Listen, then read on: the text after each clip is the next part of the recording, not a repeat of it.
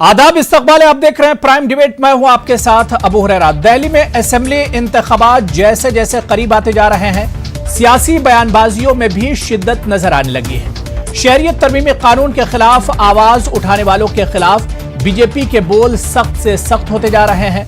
मुल्क के आइन के मुताबिक किसी भी शहरी को किसी भी मसले पर एहतजाज करने का हक है, लेकिन मुल्क में बरसरे इख्तिदार पार्टी के लीडर इसको अलग अंदाज में ले रहे हैं। इस बार दिल्ली असेंबली इंतखाबात में शाहीन बाग मुद्दा बना हुआ है। तरक्की और डेवलपमेंट का दावा करने वाली बीजेपी की रैलियों में शाहीन बाग ही नजर आ रहा है। सवाल यह उठ रहा है कि क्या डेवलपमेंट और तरक्की का दावा करने वाली, नारे लगाने वाली बीजेपी क्या इस बार शाहीन बाग के इशू पर ही दिल्ली का चुनाव लड़ेगी? लगातार बीजेपी के लीडरों की तरफ से शाहीन बाग को लेकर बयानबाजी की जा रही है। आखिर सवाल ये उठ रहा है कि शाहीन बाग में इतना करंट किसने पहुंचाया? हालांकि आम आदमी पार्टी और कांग्रेस की तरफ से बार बार सवाल उठाया जा रहा है कि बीजेपी इस इशू को भुनाने की कोशिश कर रही है, इस पूरे इशू को पोलराइज करने की कोशिश की जा रही है। सवाल यही उठ रहा है कि शाहीन बाग से बीजेपी क्या वाकई में सियासी फायदा उठाने की कोशिश कर रही है, और क्या दिल्ली का जो दंगल है वो शाहीन बाग के ही नाम पर लड़ा जाएगा? वजीर आजम नरेंद्र मोदी और अमित शाह से लेकर कई लीडरों ने इस तरह के बयान दिए हैं, और खास बात यह है कि बीजेपी के लीडरों की तरफ से जो बयानबाजी हो रही है वो काफी मुतनाजा है, जिस पर सवाल भी उठ रहे हैं। अनुराग ठाकुर को इलेक्शन कमीशन ने नोटिस थमा दिया है और 30 जनवरी तक जवाब मांगा है। इसी तरह से कई और बीजेपी लीडर हैं जो लगातार बयानबाजी कर रहे हैं। सवाल यह उठता है कि क्या शाहीन बाग पर ही बीजेपी फोकस करेगी और शाहीन बाग को ही इशू और मुद्दा बनाएगी? शाहीन बाग का सिलसिला 16 दिसंबर को शुरू हुआ था एहतजाज का सिलसिला, और तकरीबन 40 दिन से ज्यादा इस एहतजाज को गुजर चुके हैं। सवाल यह भी उठ रहा है कि आम आदमी पार्टी या अरविंद केजरीवाल ने आज तक इस एहतजाज से खुद को अलग रखा है, तो दूसरी तरफ कांग्रेस इस इशू को लेकर एक तरह से आगे रही है, लेकिन बीजेपी अब कहीं ना कहीं इस पूरे इशू को भुनाने की कोशिश कर रही है। और जाहिर सी बात है कि शर्जील इमाम के वीडियो से शाहीन बाग जो इशू है वो और ज्यादा गर्मा गया है।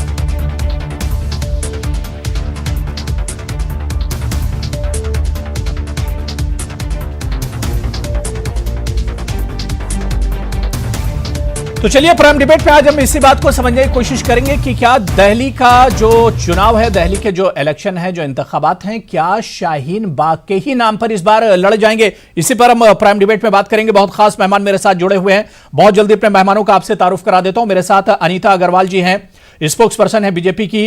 इरशाद अहमद साहब हैं, लीडर कांग्रेस के हैं। मुमताज आलम रिजवी साहब सीनियर जर्नलिस्ट हैं और सहाफी, और इस इशू पर कई बार हमारे साथ डिबेट में जुड़ चुके हैं। आसिफ मुस्तबा हैं, रिसर्च स्कॉलर हैं IIT दिल्ली से। कुछ देर में कुछ और मेहमान हमारे साथ इस डिबेट में जुड़ेंगे, और सीधे हम शाहीन बाग का भी रुख करेंगे, जहां से हमारे नुमाइंदे खुर्रम शहजाद भी हमारे साथ होंगे। वहां पर क्या कुछ चल रहा है, क्योंकि अब दिल्ली की पूरी सियासत एक तरह से शाहीन बाग शिफ्ट होती नजर आ रही है। तो हम शाहीन बाग में क्या कुछ चल रहा है, शाहीन बाग के जो एहतजाजी और मुजाहिरीन हैं उनका क्या कुछ कहना है, हम उनकी राय भी जानने की कोशिश करेंगे। जितने मेहमान मेरे साथ जुड़े हुए हैं सभी का बहुत इस्तकबाल और बहुत वेलकम। मैं सबसे पहले मुमताज आलम रिजवी साहब आपसे शुरुआत करना चाहूंगा। मुमताज आलम रिजवी साहब, सीधा सीधा दिख रहा है कि दिल्ली के जो चुनाव है उस पर शाहीन बाग का असर पूरी तरह से नजर आ रहा है। जो बयानबाजी हो रही है वो कहीं ना कहीं शाहीन बाग को लेकर ही हो रही है। देखिए, असर नजर नहीं आ रहा है, बल्कि उसको असरदार बनाया गया।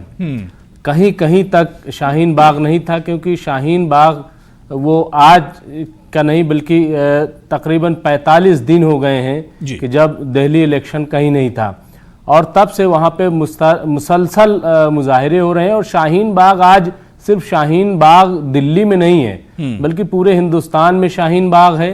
तो इसलिए इसको, लेकिन इसको टर्न दिया जा रहा है, इसको शाहीन बाग को बनाया जा रहा है। जब और कैसे बनाया जा रहा है वो आप खुद देख लें कि पूरा फोकस किया जा रहा है, क्योंकि कोई इशू नहीं था, कोई मतलब मुद्दा जिसको हम कहते हैं दिल्ली में वो शायद नहीं था बीजेपी के पास। मैं नाम ले लूं कि बीजेपी ने इसको बिल्कुल शाहीन बाग बनाया, और खास तौर से जो हमारे वजीर दाखिला अमित शाह हैं उन्होंने जो बयान दिया है उसके बाद से ये पूरा मामला गर्म हो गया है और बयानबाजी का सिलसिला शुरू हो गया। उन्होंने कहा कि इतनी तेज बटन ईवीएम का दबाइए कि करंट शाहीन बाग में लगे। वजीर दाखिला हैं वो ऐसा बयान दे रहे हैं। और फिर उसके बाद आपको पता है कि उन्होंने कहा कि दरअसल ये पूरा, मतलब मैं बताना नहीं चाहता कि उन्होंने क्या क्या कहा, वो आपको मालूम है। तो ये बिल्कुल सही है कि इसको इशू बनाया जा रहा है। शाहीन बाग की बुनियाद पर दिल्ली का इलेक्शन लड़ने की पूरी तैयारी की जा रही है।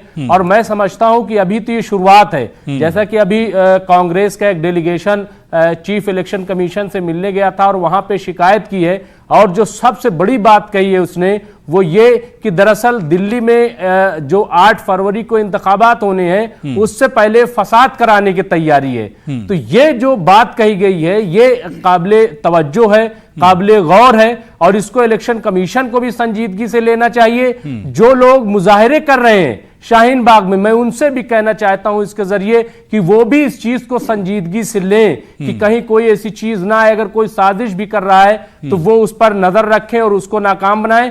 और मैं जो यहाँ की पुलिस इंतजामिया है, जो सिक्योरिटी, उनसे भी मैं कहूंगा कि अगर ये चीज आई है तो इसको देखना चाहिए, क्योंकि पूरा सिर्फ ये नहीं है कि वो धरने पर बात होगी, क्योंकि जो जबान इस्तेमाल की जा रही है गद्दारों और सालों इस तरीके की, बताइए एक मरकजी वजीर इस तरीके की जबान इस्तेमाल कर रहा है। इसके अलावा एक मिनट हुरैरा साहब, एक मिनट, जो प्रवेश वर्मा जी ने बात कही है उस पर भी गौर करना चाहिए। देखिए शाहीन बाग में जो धरना है वो कौन कर रहा है? वहां की खवातीन कर रही, मुअम्मर खवातीन, जो बुजुर्ग खवातीन है, वहां दादी और अम्मा और बच्चियां वहां पे धरना दे रही। लेकिन उनके बारे में कहा जा रहा है कि यहां जो धरने दे रही हैं औरतें, ये घरों में घुसेंगी, रेप करेंगी। तो इनसे सवाल करना चाहिए, क्या अब औरतें रेप करने लगी? क्या अब औरतें इस्मत दरी करने लगी? और पूरे 70 साल में अगर कहीं फसाद हुआ है तो वो नुकसान किसका हुआ है और रेप किसका हुआ है? मुजफ्फरनगर में क्या हुआ, गुजरात में क्या हुआ, इसी तरीके से बिहार में और तमाम जो फसादात हुए 50,000, उसमें क्या हुआ? लेकिन 15% से 85% को डराने की ये कोशिश की जा रही है। और दिल्ली वाले जरूर इसका जवाब ले लेता हूं मैं। मुमताज आलम रिजवी साहब, मैं अनीता अग्रवाल जी, जो बात मुमताज आलम रिजवी साहब कह रहे थे उसे आपने सुना, लेकिन मेरा सवाल यही है कि जो बीजेपी डेवलपमेंट और तरक्की की बात करती है, विकास की बात करती है, आखिर चुनाव जैसे जैसे करीब आती है वो बहक क्यों जाती है? अब दिल्ली में हम देख रहे हैं कि बीजेपी का पूरा फोकस शाहीन बाग पर आ गया है। जो भी लीडर उठता है, जो भी बयानबाजी रैलियों में हो रही है, वो कहीं ना कहीं एक तरह से अटैक होता है शाहीन बाग पर। फिर डेवलपमेंट, विकास के नारे कहां हैं बीजेपी के? अनीता जी देखिए, डेवलपमेंट और विकास की बात तो बीजेपी हमेशा ही करती है, लेकिन इस समय दिल्ली के अंदर जो विकास कार्य को रोक रहा है वो शाबिन वही जगह है। वहां पे लोगों को कितनी परेशानियां हो रही हैं, कितनी दिक्कतें हो रही हैं, और उसके पीछे किसका हाथ है सबको मालूम है। वहां पे कौन क्या कर रहा है, क्या जनता बेवकूफ है? जो वहां की इस समय परेशानी है, प्रॉब्लम है, अगर उसको लेकर भारतीय जनता पार्टी बोल रही है तो क्या गलत बोल रही है? क्योंकि आप देखिए वहां की पब्लिक को कितनी दिक्कत हो रही है। मैं खुद दिल्ली गई हूँ, वहां से रास्ते बंद कर दिए गए, विकास कार्य को रोक दिया गया है। आप विकास की बात तो हम लोग करते ही हैं, विकास तो हम लोग कर ही रहे हैं, लेकिन एक दिल्ली का इतना बड़ा दिल्ली वो प्रदेश, वहां पे उस जगह को रोक दिया, रास्ते चेंज कर दिए, नोएडा जाने वालों को परेशानी, कहीं आने जाने वालों को परेशानी, जनता कितनी परेशान हो रही है उसकी कोई चिंता नहीं है। आज उसके पीछे किसका हाथ है सब जानते हैं, उसके बाद आदमी खामोश बैठा है। और उसके लिए अगर भारतीय जनता पार्टी बात ना करे, दिल्ली का चुनाव है उसके बात ही ना करे, क्यों नहीं बात करेगी? अनीता अग्रवाल जी देखिए, अगर नाराजगी है करेगी, अनीता अग्रवाल जी, जो प्रॉब्लम है उसमें बात करनी पड़ेगी। अनीता अग्रवाल जी, अगर प्रॉब्लम है और नाराजगी है तो उस पर जाहिर सी बात है कि नाराजगी होनी चाहिए, लेकिन जिस तरह की बयानबाजी हो रही है, जिस तरह से मुमताज आलम रिजवी साहब बता रहे थे कि जो शर्मनाक बयानबाजी हो रही है, क्या ये जायज है अनुराग ठाकुर ने जो बयान दिया, या इसी तरह से परवेश वर्मा का जो बयान है, देखिए क्या ये बयान जायज है? देखिए अनुराग ठाकुर ने यही कहा है कि गद्दारों के लिए, उसके पीछे पब्लिक बोली है, अनुराग ठाकुर नहीं बोले। वो कुछ और भी बोल सकते थे, उन्होंने पब्लिक ने बोला है, उन्होंने बोला है गद्दारों के लिए, लेकिन उन्होंने आगे के अल्फाज जो पब्लिक ने बोली है, ना कि अनुराग ठाकुर ने। पहले उसका पूरा सुनिए, नारा सुनिए, उन्होंने क्या बोला, पब्लिक ने क्या बोला। पब्लिक के ऊपर नहीं तो एक मंत्री को इस तरह से बयान देना चाहिए अनीता जी, अनीता अग्रवाल जी, अनीता अग्रवाल जी, अनुराग ठाकुर जिस पद पर बैठे हैं, क्या उन्हें इस तरह का बयान देना चाहिए? बताइए, अनुराग ठाकुर जिस पद पर हैं, क्या उन्हें इस तरह का बयान देना चाहिए अनीता जी? लेकिन आप ये बताइए, आप ये बताइए जो इस समय दिल्ली में शाहीन बाग में हो रहा है, क्या वो सही है? वो क्या सही है? आप बताइए। ठीक है, नहीं उनको क्या कहा जाएगा? मैं काउंटर नहीं करूंगा, क्योंकि लगातार आम आदमी पार्टी और कांग्रेस काउंटर कर रही है। मैं इरशाद साहब से इसका जवाब ले लेता हूँ, इरशाद साहब से इसका जवाब ले लेता हूँ। ठीक है, देश के संविधान के खिलाफ खड़े हैं, देश के कोर्ट के खिलाफ खड़े हैं। ठीक है अनीता जी, मैं आपके खिलाफ कोई खड़ा आपके सवाल का जवाब ले लेता हूँ। मैं इरशाद साहब कांग्रेस लीडर हैं। इरशाद साहब, अनीता जी का इल्जाम है और बीजेपी का भी लगातार यही इल्जाम है कि विकास को रोका जा रहा है। जिस तरह से शाहीन बाग में रोड को ब्लॉक किया गया है, लोगों को आने जाने में परेशानी हो रही है, स्टूडेंट को परेशानी हो रही है, इस वजह से बीजेपी शाहीन बाग को टारगेट कर रही है। बहुत अफसोस की बात है कि हिंदुस्तान का होम मिनिस्टर और जो सरकार है, वो सरकार के लोग, शाहीन बाग तो एरिया का नाम है, वहां जो हो रहा है उसको कहते हैं प्रोटेस्ट। अब प्रोटेस्ट हो रहा है सीए और एनआरसी के खिलाफ, उसकी बात करें वो होम मिनिस्टर साहब भी या बाकी लोग भी उसकी बात करें। शाहीन बाग की जगह का नाम है, वहां जो हो रहा है प्रोटेस्ट, उसकी बात करें, अपनी बात न करें, प्रोटेस्ट की बात करें। प्रोटेस्ट क्या हो रहा है? प्रोटेस्ट जो हो रहा है वो इस बात का हो रहा है कि सीए इस मुल्क के आईन के खिलाफ है और एनआरसी नहीं होना चाहिए। लिहाजा इस बात को कौन सुनेगा? सरकार सुनेगी।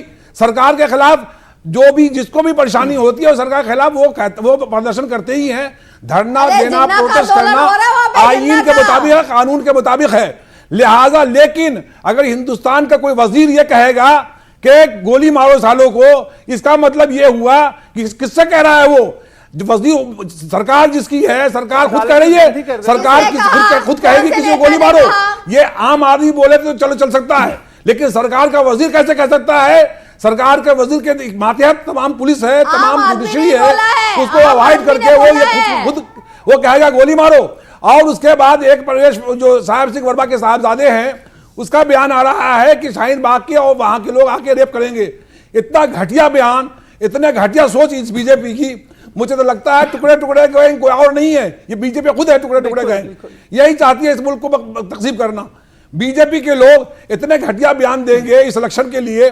और ठीक है, शाहीन बाग, ठीक है, इरशाद साहब बात हो गई। मैं अनुराग, शाहीन बाग जगह का नाम है, ठीक है, इरशाद साहब बात हो गई। अनीता जी मैं दोबारा से आऊंगा। मैं आसिफ मुस्तफा आपके पास आना चाहूंगा।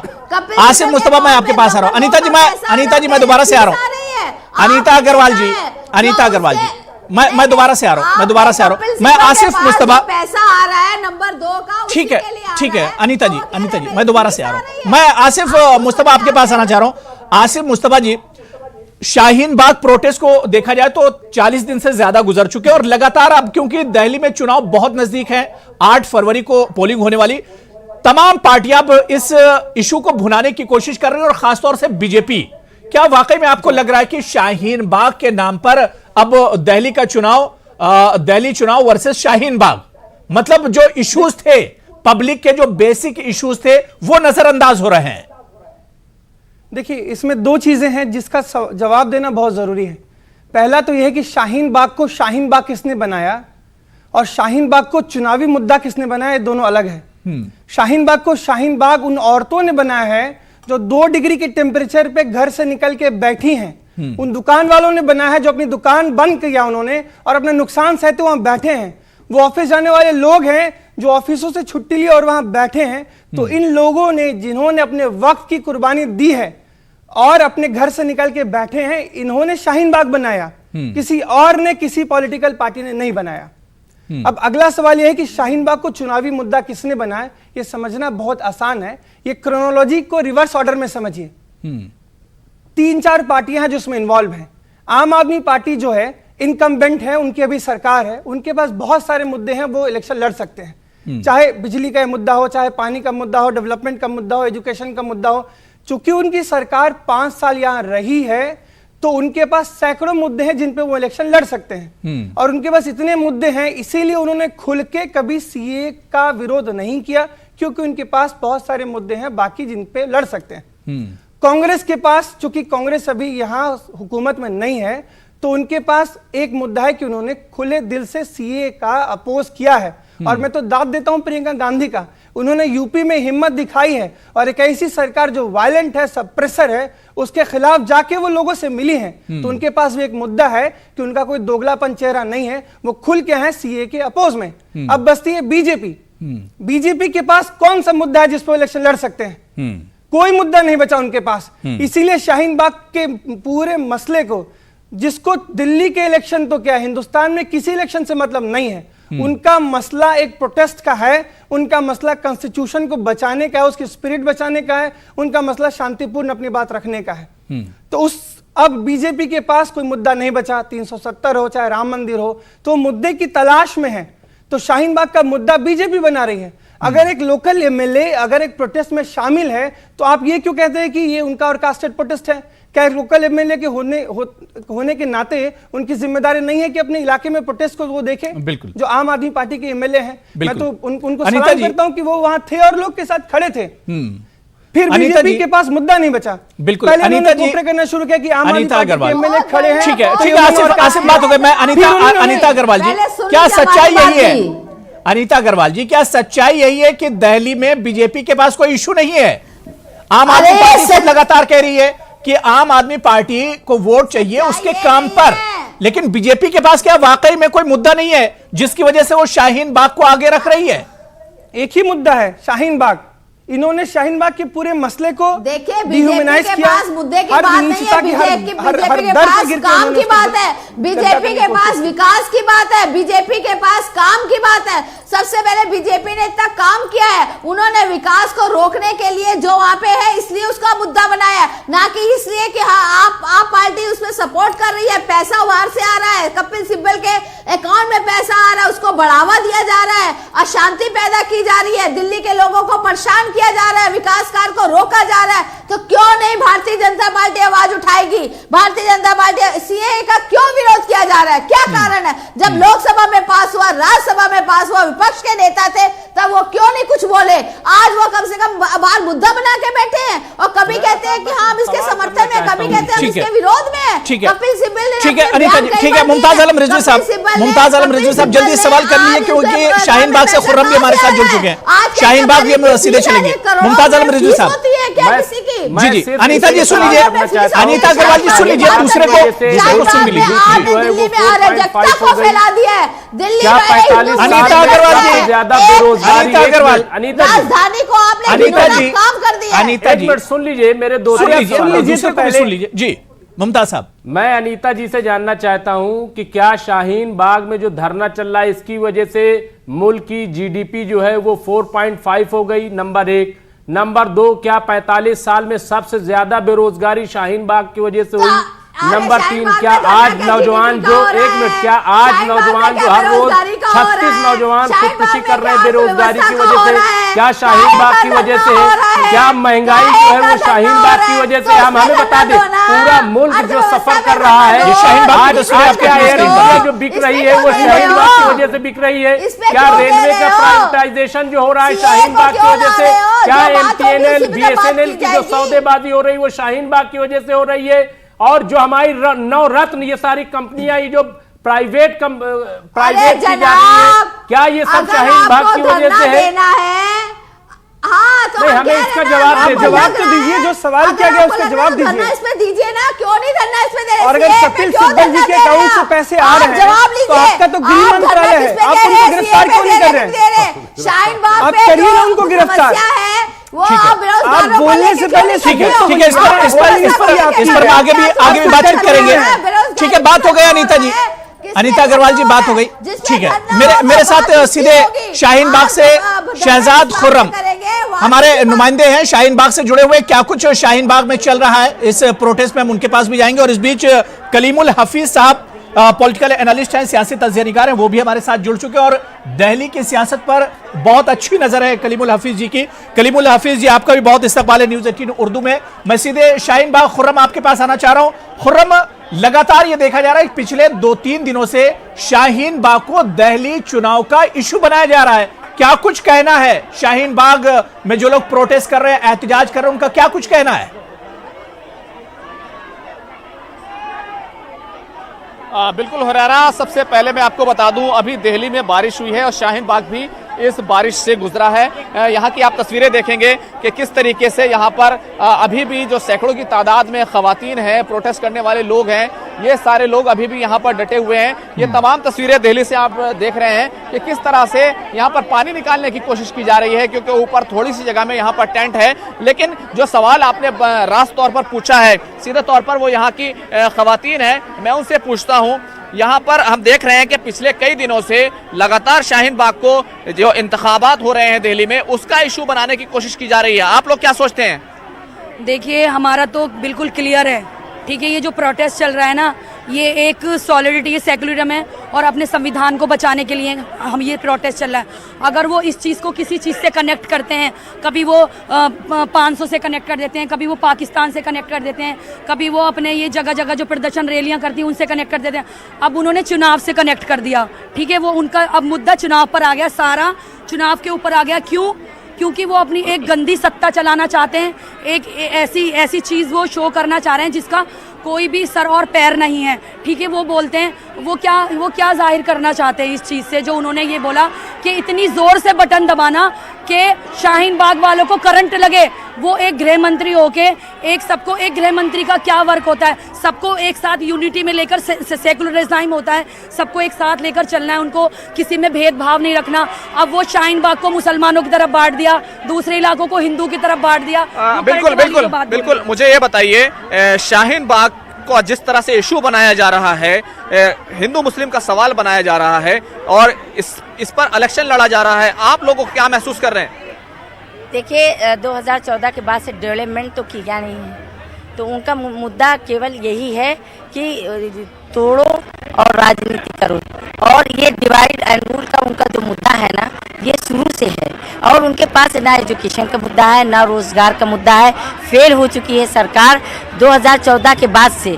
मतलब यहाँ पर जिस तरीके के मतलब आज हालात हैं, बस से बदतर हालात है कि पूरे दुनिया देख रहा है और इस पे जो है पूरी दुनिया हंस रही है, मजाक उड़ रहा है। सरकार जो है अब कुछ कहने के लायक नहीं है, सरकार मुंह दिखाने के काबिल नहीं है। तो उसका इशू केवल यही है कि यहाँ फूट डालो, राज करो वाली बात है। कुछ लोग कहते हैं रास्ता खोल दो, कुछ लोग कहते हैं बटन दबा दो। इतनी जोर से दबाओ कि करंट लगे। चाहे सरकार कुछ भी कहें कि बटन दबा दो या रास्ता खोल दो, जब तक हमारे CA NRC जब तक के कानून नहीं हटते हैं, हम हटेंगे नहीं। चाहे कुछ भी हो जाए, हम रास्ता खोलेंगे नहीं। वो अपने अड़े हैं, हम अपने अड़े रहेंगे, हम रास्ता नहीं खोल सकते। ये जो राजनीति में ये सारा मुद्दा आया है, तो क्या इससे आपका जो मकसद था, आप जिस चीज़ की लड़ाई लड़ रहे थे, उसको ठेस पहुंची है? नहीं, राजनीति का मुद्दा अलग है हमारा, उससे आंदोलन से और राजनीति से दोनों अलग चीज़ है। हमारा जो अभी जो इलेक्शन चलने वाला है, जो राजनीति चल रही है, उससे हमारा आंदोलन को कोई फर्क नहीं पड़ रहा और ना पड़ेगा, क्योंकि ये दोनों अलग चीज़ है। हमने ना इलेक्शन को लेकर के हमारा कोई इससे लेना देना है, ना राजनीति से हमारा कोई लेना देना। हम तो अपनी हक की मांग के लिए बैठे हैं, हमारा तो कोई लेना ही देना नहीं है राजनीति से। ना हम किसी तरह की कोई राजनीति करें, ना हिंसा पे उतरे हैं, कुछ भी नहीं। हम तो शांतिपूर्वक 45 दिन से हम लोग आंदोलन पे बैठे हैं। खुर्रम, मैं दोबारा से आपके पास आऊंगा, लेकिन वहां की तस्वीरें आप हमारे नाजरीन तक जरूर पहुंचाते रहें कि क्या कुछ चल रहा है। अभी आपने बताया कि बारिश हो रही लगातार, लेकिन उसके बावजूद भी ये एहतजाजी शाहीन बाग में डटे हुए हैं। मैं कलीमुल हफीज साहब आपके पास आना चाहूंगा। शाहीन बाग के जो एहतजाजी हैं, जो मुजाहिरीन हैं, लगातार कह रहे हैं कि दिल्ली की सियासत से या जो इंतखाबात चल रहे हैं उससे इनका लेना देना नहीं है। लेकिन दूसरी तरफ कलीमुल हफीज साहब, हम देखते हैं कि बीजेपी लगातार इस पर बयानबाजी कर रही है। अब तो आम आदमी पार्टी की तरफ से भी एक बयानबाजी हो रही है, उन्होंने भी बीजेपी का जवाब दिया है, वरना शाहीन बाग के मुद्दे पर आम आदमी पार्टी खामोश थी, लेकिन अब उनकी तरफ से भी बयानबाजी की शुरुआत हुई। एक तरफ एहतिजाजी कह रहे हैं कि उन्हें सियासत से, इंतखाबात से कोई लेना देना नहीं है, लेकिन दूसरी तरफ इस पर सियासत हो रही है। इसे कैसे देखा जाए?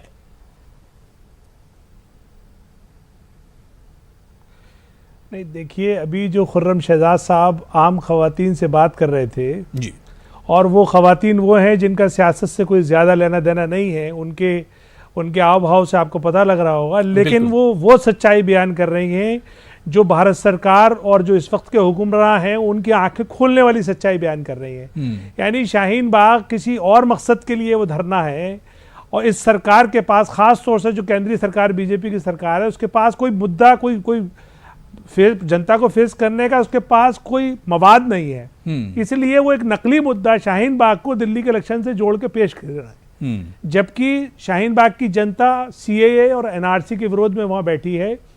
दिल्ली के अफसोस की बात यह है कि भारतीय जनता पार्टी ने पिछले एक हफ्ते में जो गंदगी उछाली है, यानी जो हिंदुस्तान की आवाम भाईचारे के साथ रहती है, यानी उनका केंद्रीय मंत्री आकर के और एक आम पब्लिक से एक ऐसे नारे लगवाता है जो किसी डेमोक्रेसी में वो नाकाबिले बर्दाश्त है।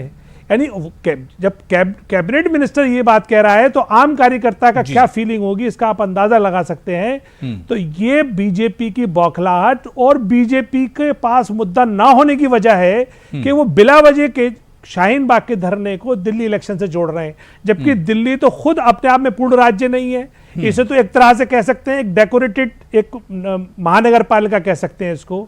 इसका जो चुनाव है वो चंद मुद्दों पर होता है, यानी कि एजुकेशन पे होगा, स्वास्थ्य सेवा पे होगा, सफाई पे होगा, सड़कों पे होगा। इसको लेके केजरीवाल सरकार आई हुई है और केजरीवाल सरकार चाहती है कि मुद्दों पे इलेक्शन हो, लेकिन बीजेपी चाहती है कि किसी तरीके से भी इसको फिरका वाराना रंग दे दिया जाए, और इसी उस बौखलाहट में और जल्दबाजी में वो उल्टे सीधे फैसले कर रही है। उसके कैबिनेट मंत्री उल्टी सीधी बातें कर रहे हैं। बिल्कुल अनीता जी, आपने देखिए शाहीन बाग में जो वहां पर महिलाएं बैठी हुई जिन पर बीजेपी लगातार इल्जाम लगाती रही है, जिस पर सीएम योगी का बयान भी आपने सुना, जिस पर जो दूसरे लीडर हैं उनका भी बयान बीजेपी की तरफ से आता है, गिरिराज सिंह का बयान आता है। और जो बात कलीमुल हफीज साहब कह रहे हैं कि बीजेपी के पास दरअसल कोई इशू नहीं है, इस वजह से वो शाहीन बाग पर सीएए को लेकर अब एक तरह से अपनी सियासत कर रही है। वो पूरे चुनाव को अब एक तरह से शाहीन बाग पर ही लड़ना चाह रही है। जनाब, इनसे ये पूछिए, जेएनयू में जब नारे होते थे भारत माँ तेरे टुकड़े होंगे, ईशा अल्लाह ईशा अल्लाह, टुकड़े टुकड़े गैंग जो ये काम कर रहे हैं, तो क्या तब ये खामोश क्यों थे? तब ये क्यों नहीं बोले? आज शाहीन बाग जो है दिल्ली में रोड़ा बना हुआ है, विकास कार्य को रोका हुआ है, पब्लिक को परेशान कर रहा है। नहीं सुनिए, टुकड़े टुकड़े गैंग का आप लोग साथ देते हैं, उसके बाद करते हैं बात। आप पार्टी और कांग्रेस पार्टी मिलकर ये आपके भारत सरकार के गृह मंत्रालय ने आरटीआई के जवाब में कहा है कि कोई टुकड़े टुकड़े गैंग नहीं है। बिल्कुल, ये सिर्फ झूठ का सहारा ले रहे हैं। भारत सरकार ने भारत सरकार के गृह मंत्रालय की रिपोर्ट है कि कोई टुकड़े टुकड़े गैंग नहीं है, और अगर है तो उन्होंने पकड़ा क्यों नहीं? पंडितों को जब कश्मीर में, अरे सुनिए, जब अभी आप बोले थे हम चुप थे, अब आप हमारा सुनिए। कश्मीर में पंडितों को जब निकाला गया तब खामोश आप, सिखों का कत्लेआम किया गया तब खामोश आप, आज धरने का आप सपोर्ट कर रहे हैं। आप कश्मीरी पंडितों के साथ भी इंसाफ नहीं कर रहे हैं।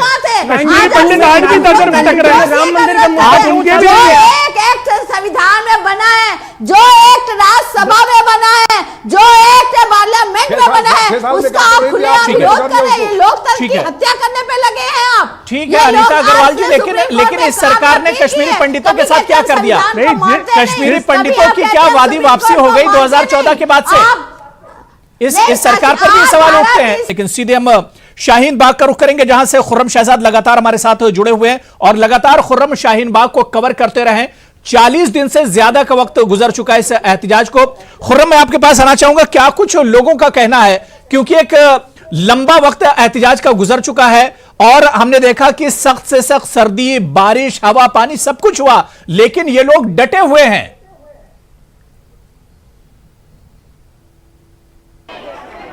बिल्कुल अबू हुरैरा, शाहीन बाग के लोग अभी भी अपनी मांग पर, अपने मुतालबात पर वो यहाँ पर उन पे जमे हुए हैं। आप देख सकते हैं कि यहाँ पर जो लगातार लोग यहाँ पर आते हैं। मैं अभी आपसे बता रहा था कि यहाँ पर बारिश हुई है और यहाँ पर बिजली नहीं है, लेकिन इसके बावजूद जो तमाम लोग हैं वो यहाँ पर जमे हुए हैं। सैकड़ों की तादाद में यहाँ पर लोग मौजूद हैं। मुझे ये बताइए कि तकरीबन 40 दिन से ज़्यादा हो गए, फिर भी यहाँ पर सब लोग मौजूद हैं और अब ये मुद्दा चुनाव के बीच में जा रहा है। ये बात गलत है।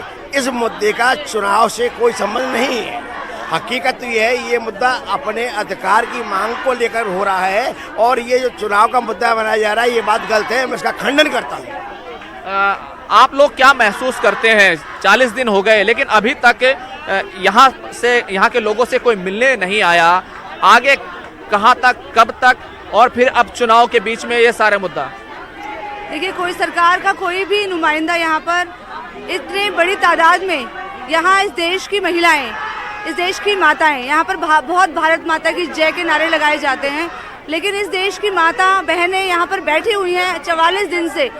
लेकिन सरकार की तरफ से एक बार भी ये नहीं सोचा गया कम से कम यहाँ आए और उनसे बात करें कि वो आखिर यहाँ पर क्यों है। हमारे देश के आदरणीय गृह मंत्री श्री अमित शाह जी, वो यहाँ के इलाके से बहुत ही नज़दीक एक इलाका है, वहाँ होकर चले जाते हैं लाजपत नगर में, बताते हैं लोगों को कि सीए और एनआरसी है क्या। लेकिन महिलाएं यहाँ बैठी हैं, इनको समझाने तक क्यों नहीं आए हैं। बहुत बड़ा एक हम सवाल उठा रहे हैं कि आखिर वो यहाँ पर क्यों नहीं आ रहे हैं। इसका जवाब हालांकि हम जानते हैं कि सरकार इन महिलाओं से डर चुकी है। जो चाहे क्या सरकार आप जैसी महिलाओं से डर चुकी है? लेकिन ये मुद्दा चुनाव में जो गया है, क्या उससे क्या फर्क पड़ रहा है इस पूरे प्रोटेस्ट पर? देखिए, चुनावी मुद्दा तो सबसे पहली बात ये है कि इससे मैं अलग रखना चाहती हूँ चुनावी मुद्दे को, क्योंकि अगर वो सीएम अरविंद केजरीवाल को बार बार ला रहे हैं, मैं देख रही हूँ 2-3 दिन से डिबेट, तो इसको अगर इस तरीके से डाइवर्ट करके जहन को, अपने आप को वोट पोलराइज करना चाह रहे हैं, तो ये कोशिश नाकाम होगी। नंबर 2, ये जो जिस मुद्दे को लेकर हम यहाँ बैठे वो बहुत ज़रूरी है देखना। आज तक कोई तो बिल्कुल जिस तरह से इस इशू पर सियासत हो रही है, तो जो मुजाहिरीन हैं, जो एहतजाजी हैं, वो खुद सवाल उठा रहे हैं कि ये तो लड़ाई जो है, ये हक की लड़ाई है, ये दस्तूर बचाने की लड़ाई है, इसमें इस इशू को नहीं शामिल किया जाना चाहिए। इसी पर लगातार हम बात कर रहे हैं। बहुत खास मेहमान भी मेरे साथ जुड़े हुए हैं। मैं आसिफ मुस्तफा आपके पास आना चाहूंगा। आसिफ, जो हौसला लोगों में है, जो करंट हम देख पा रहे हैं शाहीन बाग के एहतजाजियों में, यहां के मुजाहिरीन में, ये आखिर कहां से आया? ये प्रोटेस्ट आखिर इतना मजबूत कैसे होता चला गया?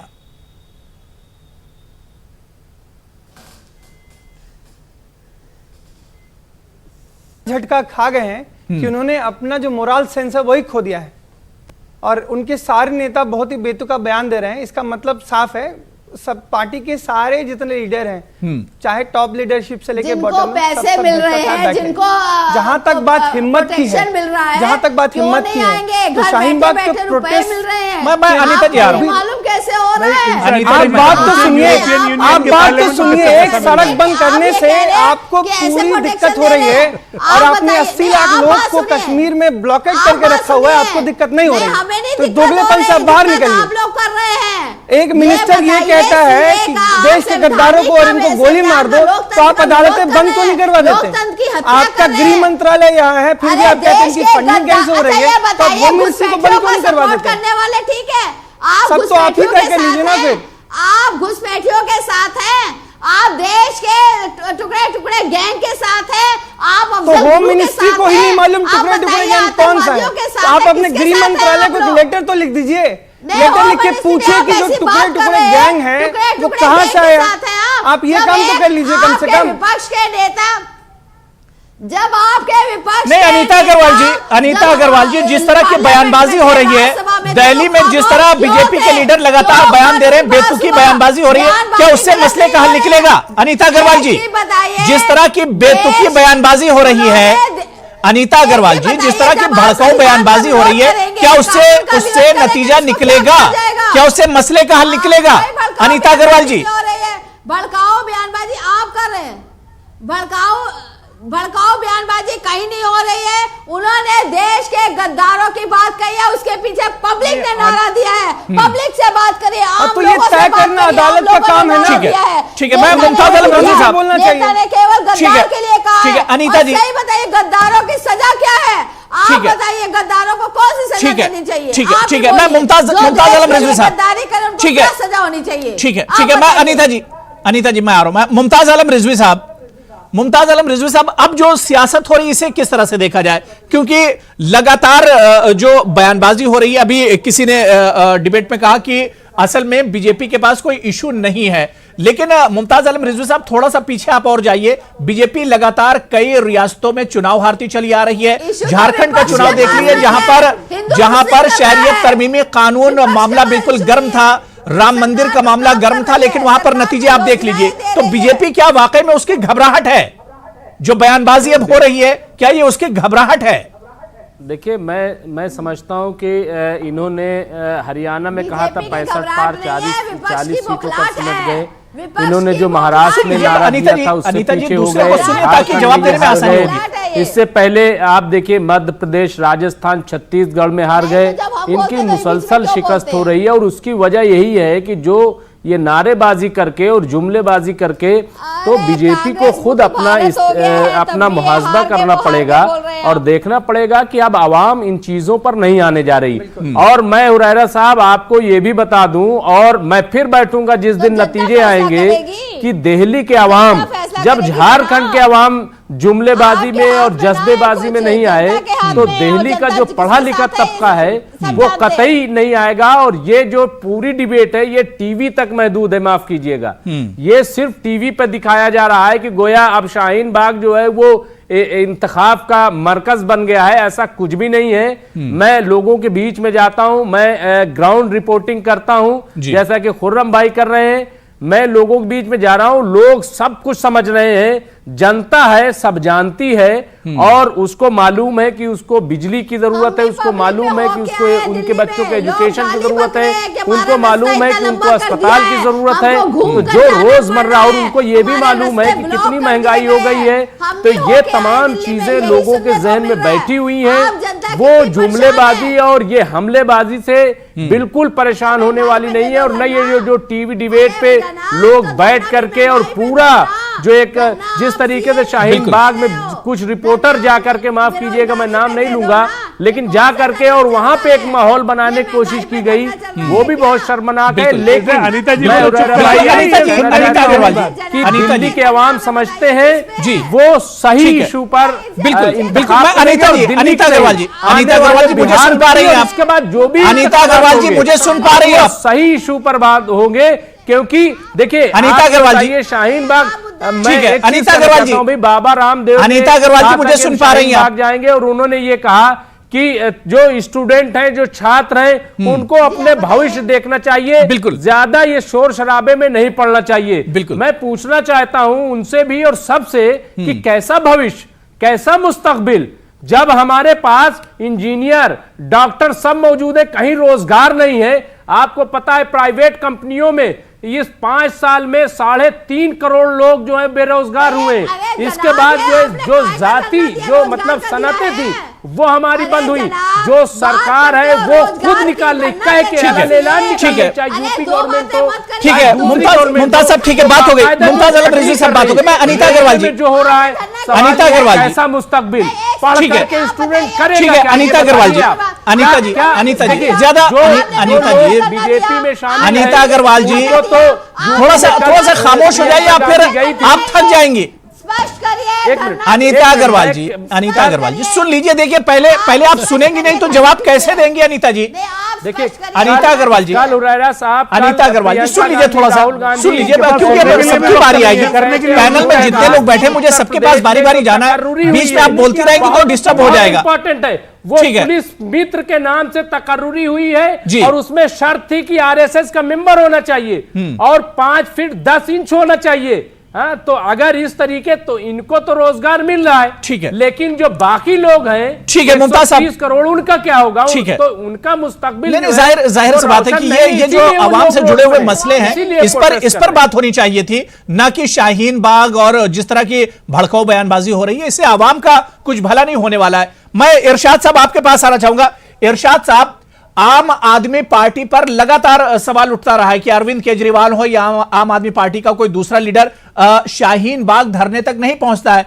अब कल 2 दिन से जब से बीजेपी की तरफ से लगातार शाहीन बाग पर बयानबाजी हो रही है, अरविंद केजरीवाल का ट्वीट आता है और अरविंद केजरीवाल कहते हैं कि बीजेपी नहीं चाह रही है कि शाहीन बाग प्रोटेस्ट खत्म हो और यह रास्ता खुले, क्योंकि बीजेपी इसी पर सियासत करना चाह रही है। सही बजा फरमाया आपने। मुझे भी बहुत अफसोस है कि अरविंद केजरीवाल साहब सीए और एनआरसी के बारे में साफ गोई से बयान नहीं दिया। जो भी जवाब दिया उन्होंने सवाल पूछने पे दिया है, अपना कोई स्टेटमेंट नहीं दिया है। और कल का बयान उनका काफी अफसोसनाक है, क्योंकि उन्होंने उस बयान में कहा है कि मैं कहता हूं अमित शाह को इजाजत देता हूं कि वो जाएं और उनको हटा दें। ये इस तरह का बयान देना अच्छा नहीं है। एक पार्टी का चीफ को इस तरह का बयान देना नहीं चाहिए कि वो अमित शाह से कह रहे हैं कि जाओ उसको शाहीन बाग के लोगों को हटा दो। शाहीन बाग में जो एहतजाज हो रहा है उसका कोई सलूशन बताते वो, ना कि कहते कि उसको हटा दो।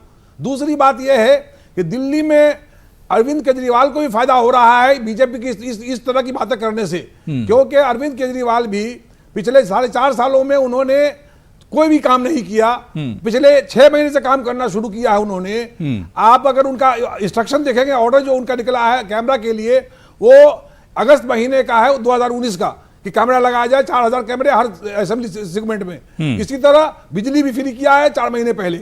हर वो काम जो 4 महीने पहले किया है उसको छुपाने का उनको अच्छा मौका मिल गया है और उसको इस तरह छुपा रहे हैं कि बीजेपी उनको मौका दे रही है।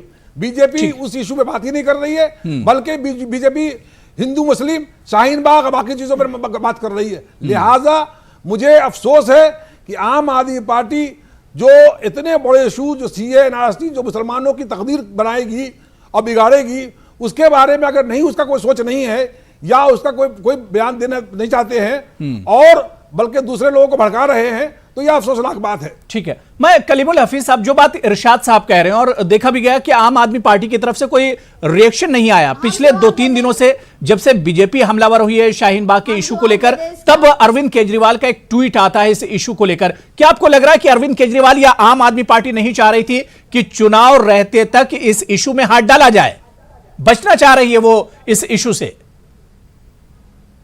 नहीं, लेकिन नहीं, देखिए अरविंद केजरीवाल और उनकी आम आदमी पार्टी इस मामले में काफ़ी स्मार्टली प्ले कर रहे हैं वो लोग, क्योंकि उनका लोकल एमएलए तो यहाँ पे इन्वॉल्व है और वो स्टेज पे भी है और वो और सब तरह से सपोर्ट में भी है।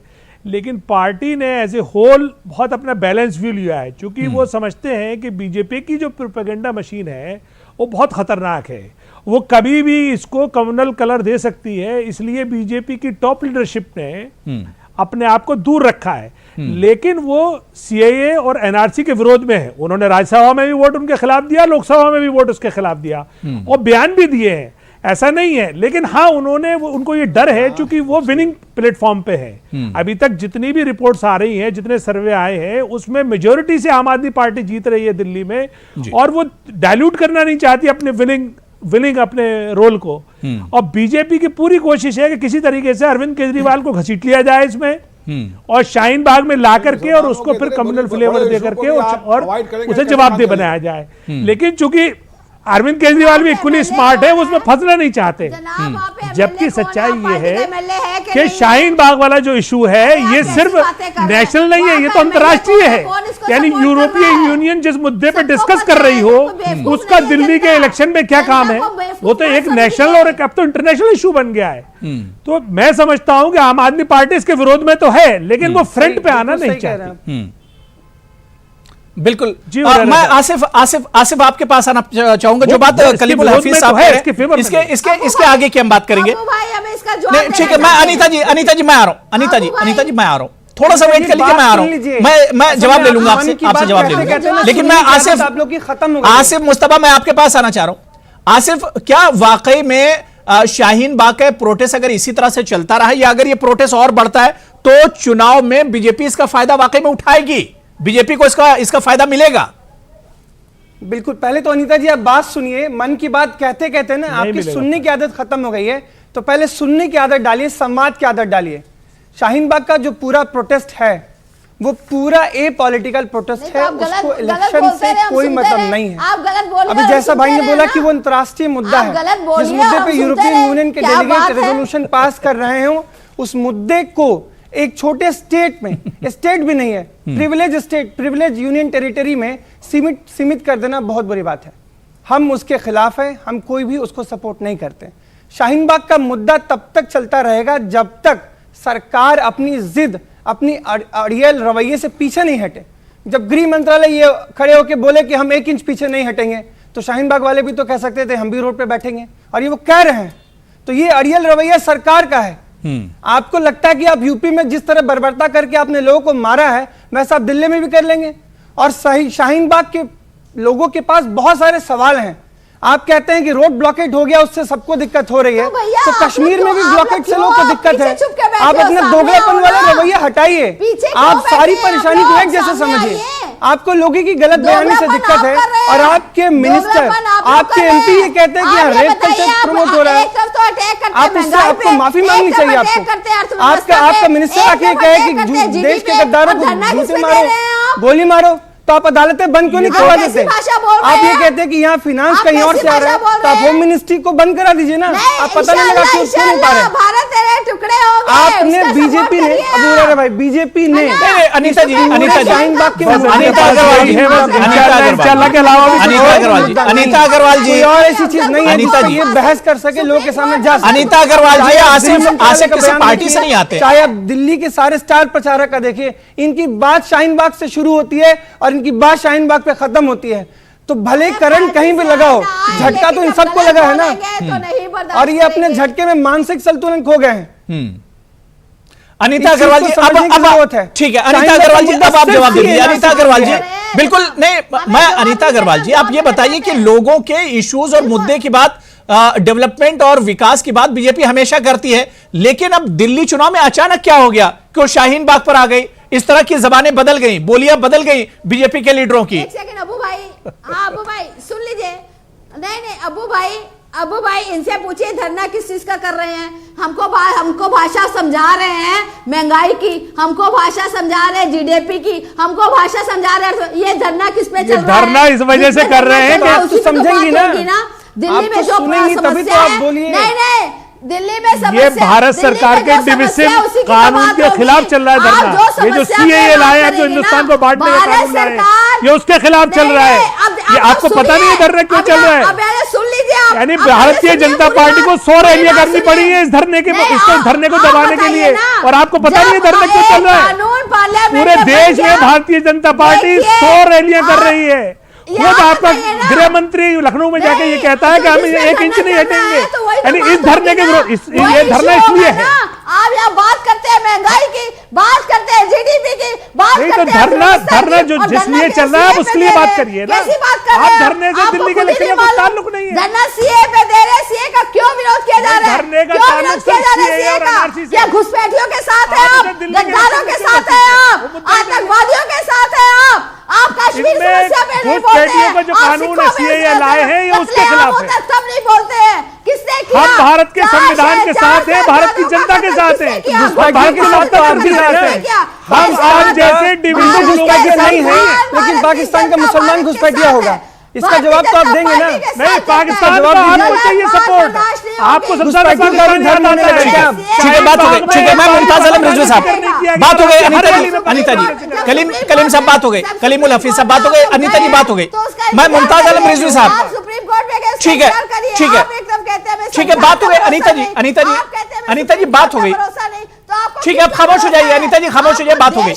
मैं मुमताज आलम रिजवी साहब आपके पास आना चाह रहा हूं। मुमताज आलम रिजवी साहब, बार बार सरकार यही कहती है कि बेरोजगारी या तालीम या इसी तरह से दूसरे जो इश्यूज हैं, मईशत का जो इशू है, इस पर आखिर ये प्रोटेस्ट हो क्यों रहा है या इस तरह के इश्यूज क्यों उठाए जा रहे हैं? लेकिन मुमताज आलम रिजवी साहब, ये सरकार समझ नहीं रही है कि जिस तरह से प्रोटेस्ट और एहतिजाज चल रहे हैं, अगर इस मसले का हल नहीं निकलता है तो हालात तो और ज्यादा गंभीर होते चले जाएंगे, हालात तो और ज्यादा खराब होते चले जाएंगे। लेकिन सरकार को लग रहा है कि फिक्र ही नहीं है इस इशू पर बातचीत करने की।